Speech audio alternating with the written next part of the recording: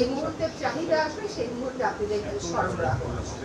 তো আমরা অভিযান দিয়ে একটা তিক্ত পরিস্থিতির মধ্যে দিয়ে কাজটা শুরু করতে চাই। সকলকে বুঝতে হবে যে পলিথিন ব্যবহারটা ক্ষতিকর, এটা রিসাইক্লিং খালি সমাধান না। যদি আপনার আর কোনো উপায় না থাকে তখন ভিন্ন কথা, কিন্তু পলিথিন ব্যবহারটা যে ক্ষতিকর ওটা দেশের কোনো গবেষণার প্রয়োজন নেই। আন্তর্জাতিকভাবে স্বীকৃত বিভিন্ন গবেষণাগার প্রমাণ করে দিয়েছে যে মানুষের রক্ত থেকে নিয়ে শুরু করে ব্রেন পর্যন্ত এটা চলে গেছে। সুতরাং এইটার ব্যাপারে আমাদের আসলে কঠোর হওয়ার, সতর্ক হওয়ার, উদ্যোগী হওয়ার সময় আমি বলবো পার হয়ে গেছে। আমরা বরং দেরিতে শুরু করলাম, আমরা আইন করে আইনটা প্রয়োগ করলাম।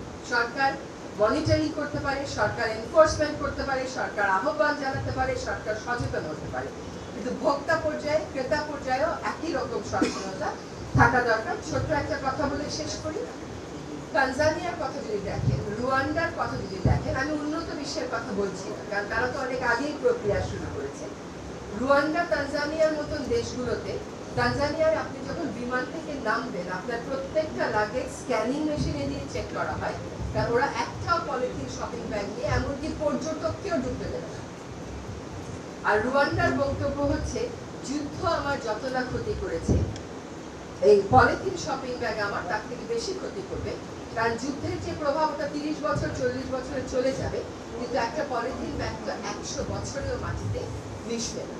সুতরাং উন্নত বিশ্বে অনেকে করে যে রিসাইক্লেবল কিছু কিছু পলিথিন দেয়, কিন্তু যেটা আমি বললাম যে আমাদের রিসাইক্লিং এখনো শিল্পের পর্যায়ে পৌঁছায়। নিষেধাজ্ঞা আছে পলিথিন এবং প্রোপাইলিন ব্যাগের ভিতরে, সেটা আমরা সুপার শপিং মলগুলোতে প্রয়োগ করতে যাচ্ছি। 1 নভেম্বর থেকে আমরা কাঁচা বাজারে প্রয়োগ করতে যাচ্ছি। একই সাথে 1 নভেম্বর থেকে পলিথিন যারা উৎপাদন করে সেখানেও আমরা জোরে আমাদের অভিযোগগুলো পরিচালনা শুরু করব।